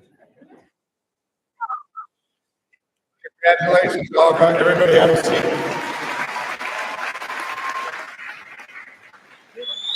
There are a few people that I will be introducing, so this may take a minute or two. When I first came to Southeast High School back in 1974, I was told to go to the first Southeast Sport. When I went to that meeting, I ran into and met a number of parents. The first that I remember were the Cucci family. The reason they were the first one for me to remember was because we had a connection. I was from Wisconsin, they were from North Dakota. I knew about a town called Lake, which was close to where they were staying in Libertyville, Illinois. And I remember them because they had 3 boys playing football for Southeast High School at the time. The first meeting in 1974 set off a relationship that exists to this day. When we began talking about Cucci's as the first these wrestling, I list the number of firsts that they were involved in. When Southeast High School began a wrestling program, we first started wrestling on a small little wrestling mat. We didn't have a rope out. We even borrowed old hand-me-down uniforms from that school over place over there that we. That's how small our wrestling program was. However, Carol and Cucci came down here and brought their entire family. From Libertyville, Illinois, they opened a long wrestling mat. That wrestling mat was donated to high school and became the first wrestling mat that we had in our program. In 1974, the wrestling coach who had started the program decided he wanted to coach or teach junior high. The patriarch of the first family of Southeast Wrestling, Sr., went to Mr. Kilgore and suggested that the person hired would be Coach Bill Sampson. Mr. Kilgore listened to the patriarch of the first family of wrestling and Coach Cucci and Coach Sampson was hired. When Coach Sampson was in place, it now became necessary to get a wrestling mat. Along with many of the other families, the Cucci family began raising money for it. They had an orange grove out on the east side of Manatee County. The wrestlers would go to their orange grove, pick oranges. Proceeds from that were used to buy a wrestling mat for Southeast. The Cucci family continued to be various Southeast Cucci Club for years and years. During the 1960s and 1970s, there were many athletes who earned 3 varsity sports at Southeast High School. But tonight, we begin to honor the rest of the Cucci family by telling you that the first Southeast athlete to letter in 3 different sports of football, baseball, and wrestling was Gennaro Cucci. See you next week. He was also the first holder that I had the opportunity of coaching. He was also in the first graduating class that I witnessed in 1975. So that firsts continued throughout the Cucci family, and therefore earned that first family of wrestling nation. Following in his brother's footsteps, Steve was one of the first linebackers that I ever. I was the defensive coordinator. I made him my first captain of the defense. He was the first football player I knew who lettered in baseball for 4 years. As a member of the first family of Steve teamed with his brother Patrick, and they the first Coach Bill Sampson seated back then. Steve was also the first person to win the district championship for Southeast High School. Congratulations. If that wasn't enough, first, I will continue to tell you that after Steve graduated, he eventually became a first responder for the fire department in Sarasota County. 2 years later, Pat followed up that Coral Coast Conference Championship by in 1978 becoming the first Southeast Wrestling in the 149-pound classification. He was also the first wrestler to earn a varsity letter in all 4 sports. He was the first from Southeast High School to be named the most outstanding wrestler in the state. He was also the first Southeast wrestler to participate in Oman and wrestle collegiately. Congratulations. Not only was that amazing first, but when I was for our school in one game, in one football game for you guys that played football, I registered Pat Cucci being the first person.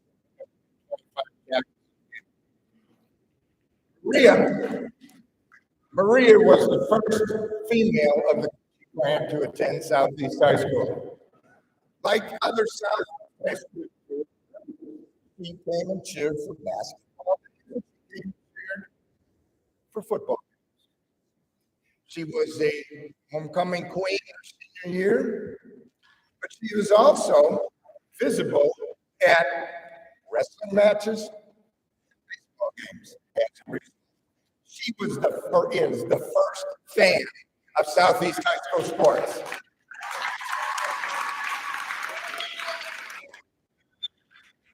For those of you that do not know, the Cucci family, when they were going to school here, they lived about 20 miles east of where Bradenton Motor Speedway, back then called the DeSoto Speedway. When I checked Google Maps, I believe it was a 20-mile trip. Is the first family of miles of going to Southeast athletic events. Congratulations on that award.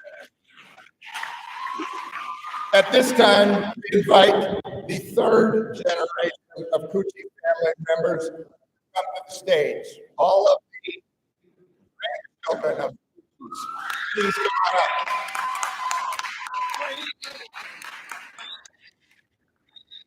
While they're coming up here, a little bit about that background. From 1979 to 1995, the Cucci name was captain from South Roll Call and from South. In today's day and age, where students move from school to school and transfer from portal and this place, Cucci's moved to Anna Maria Island, lived there, so the other 3 children in their family ended up attending that other school. Finally, in 1995, Cucci family name resurfaced when Venero's joined Southeast Seminole as a member of the soccer softball team. So we congratulate her for being here and for being a part of it. She was the third generation Cucci to make contributions to the Southeast Athletic Program. Over the span of the next 7 years, from 1995 to 2002, there was a Cucci family name making contributions to the Southeast Athletic Department. Steve's son, Stephen, class of 1999, became the first son of a former player of mine that I had the opportunity to follow in the footsteps of his uncles and brothers by participating in 3 sports. He just wrestling. He did not understand that the Cucci family was the family of wrestling for Southeast High School. He participated in football, baseball, and track, and at one time, he was the first person in Manatee County to set a district record in shot put. So he has a first. Continuing with our theme of firsts, was the first person to catch a touchdown pass from Adrian McPherson in 1988.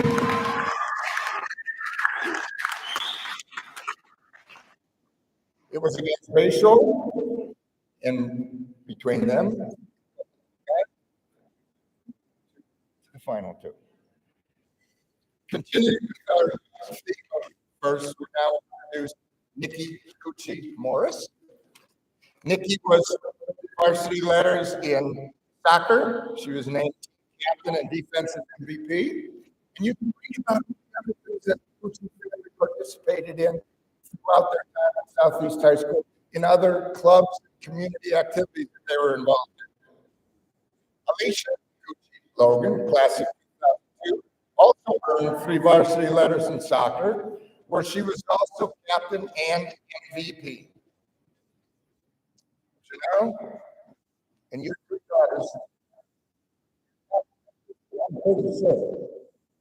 there is, and you are the first family, 3 daughters, to all have the distinction, along with your father, of being named a Southeast High School Most Notable. Congratulations.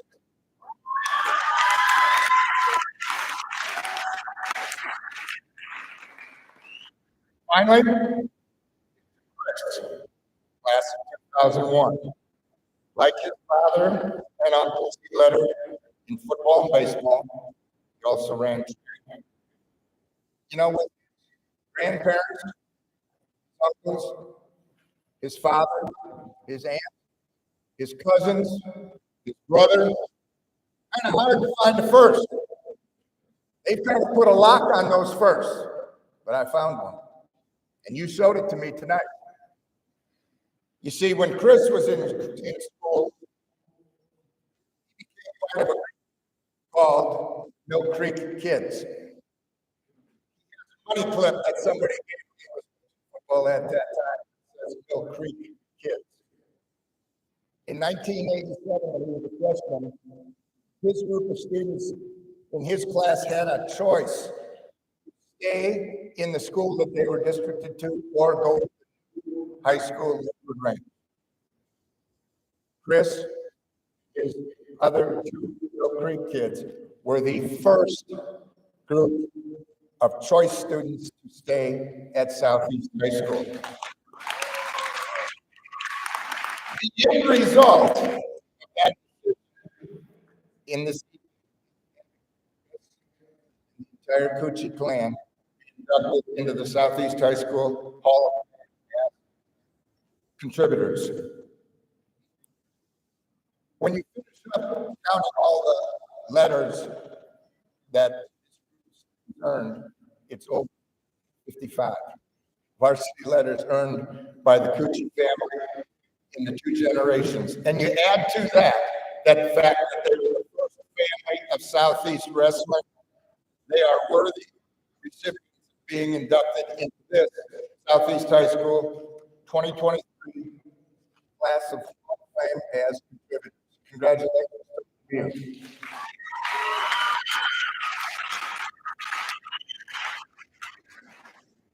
Patrick? Speak is Patrick.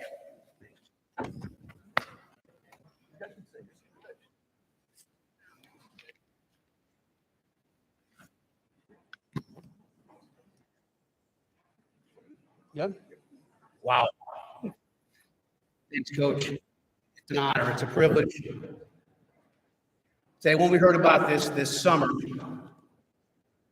minds were flooded with emotion.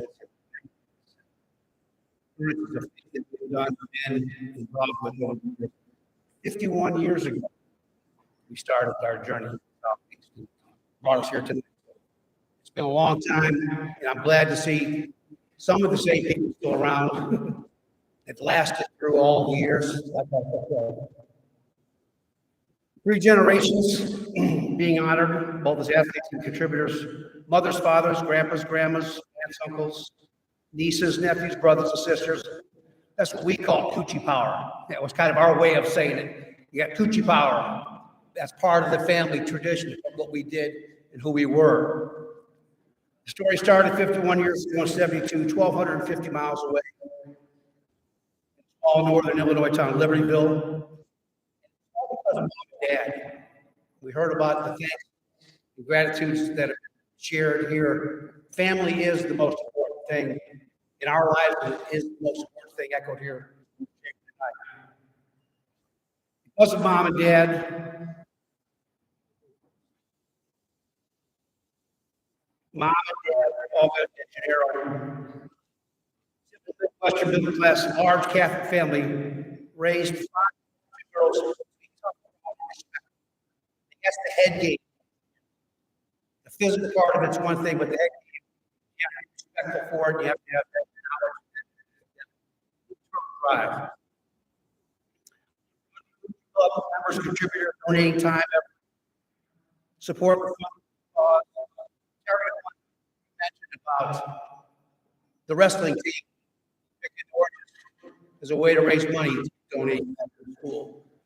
So the hay that was put up, our parents recruited the football team, bale the hay up, and then donate the money to the school. So it was a way of getting as a family, as well as our family's responsibilities at home.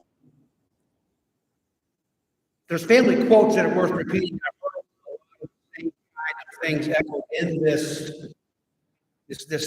hall tonight. If you want to do something and you want to get it accomplished, my dad would always say, "Don't tell me, show me." That was something he always said, "Talk about it, show me." That was the thing that kind of humbled us all. Show us by what you want to do, by practicing, preparing, ready to do the kind of things that you want to do. Don't talk about put your money where your mouth is and just do it. He said that long before. My dad was like that. Very straightforward and humble about it. Just do it. Don't talk about it. Get it done. Never quit. Start something, you finish it. You don't leave anything on the field. You don't leave anything behind. If you make a commitment, you follow through. What do you do in sports? You make a commitment to your team. You make a commitment to everything. Follow it through. Follow through is a big part of what we did in our lives.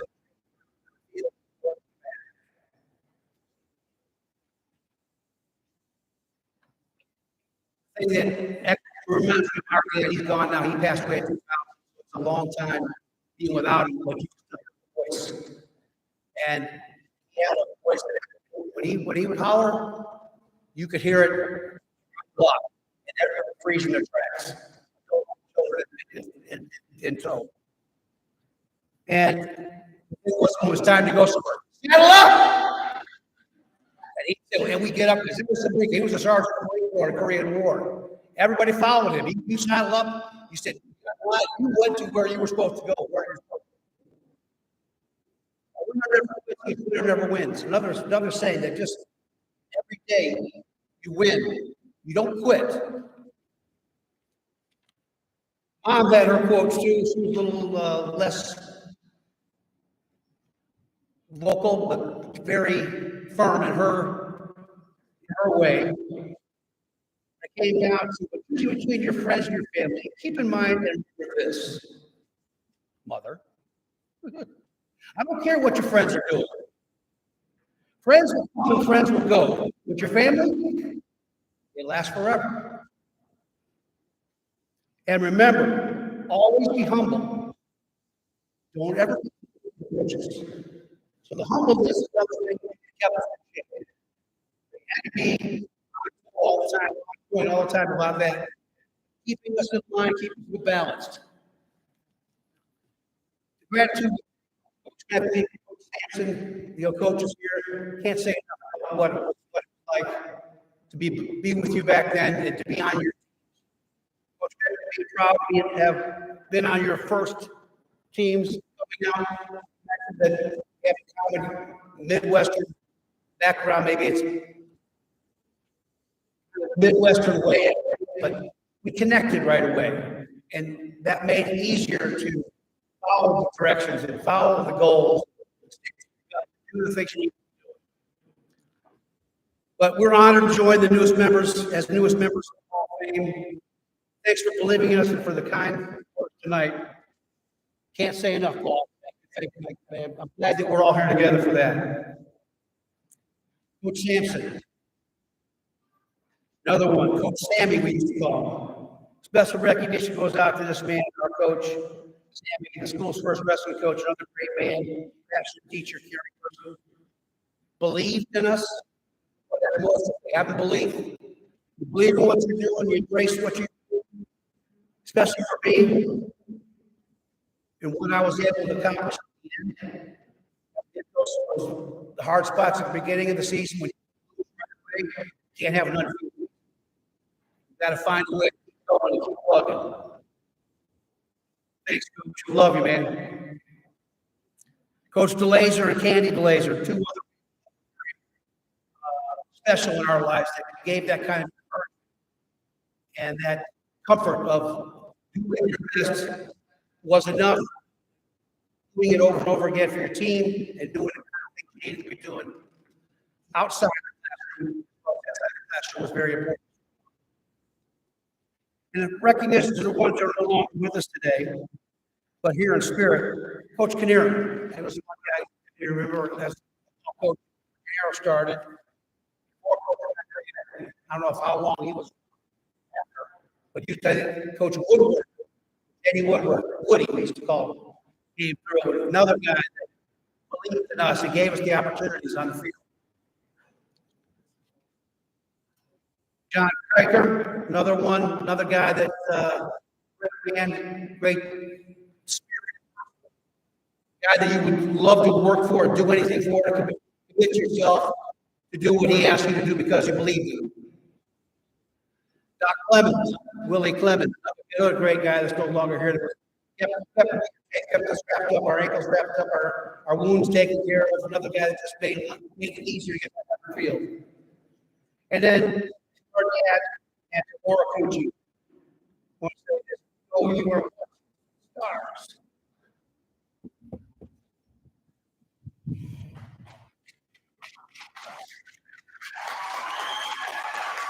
I'll leave it at that. Central themes that guided our lives on and off the field, pride, passion, and perseverance. Heard that echoed by Mike. Everybody tonight, your pride, your passion, your perseverance to overcome anything. As an individual team member, on and off the field, and your family. That's to compete, succeed, and win in sport and in life. Things that just you know what I'm talking about when you're all lined up. That makes a great individual and a great team member.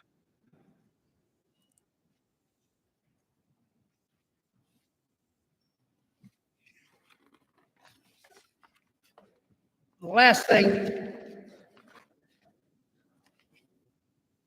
don't even have it on my page here. We're proud to be part of this class, honored to be with such other great athletes, team members, teams, coaches, and community contributors.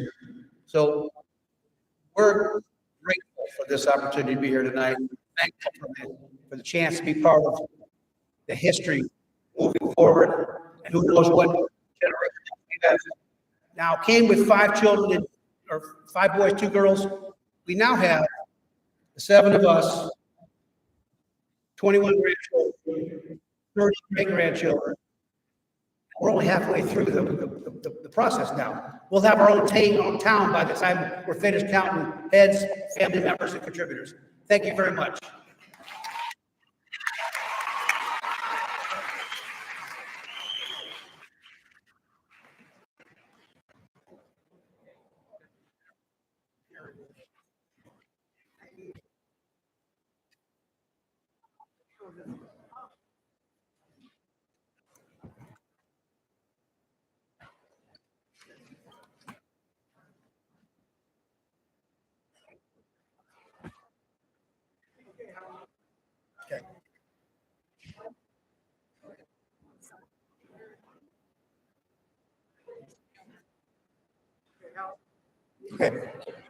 Hall of Fame ceremony, the MC conclude that we are recognizing the very best of the best. I totally agree with you. This class is second to none. But I'd like to take this one step further and conclude that this class is the best of the best of the best. See, we don't live in Oregon or Kentucky or Nebraska, and I was born in Nebraska. I have nothing against those states. We had many studies shown that Florida produces the most NFL players, the most Olympic athletes, the fastest athletes of any state. If not number one, we're certainly in the top three. This state rocks. Think about it. You took on the Panhandle, Jacksonville, Orlando, Tampa, St. Pete, Broward County, Miami, and Dade City, Dade County, and you defeated them all. So from that standpoint, the best of the best of the best and won. Congratulations to the class of 2023 Hall of Fame.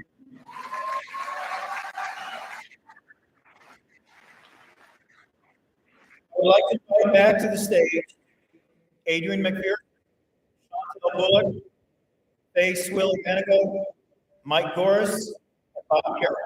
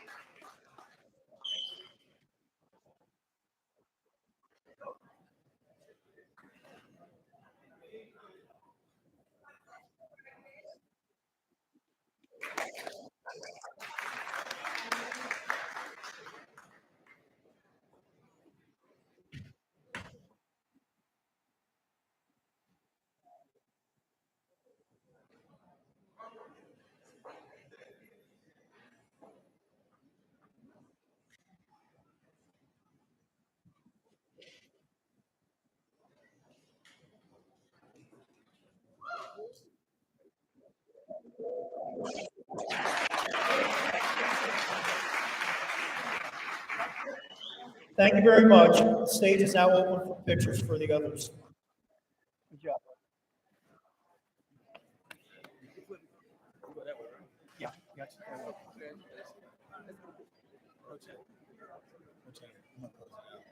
Okay.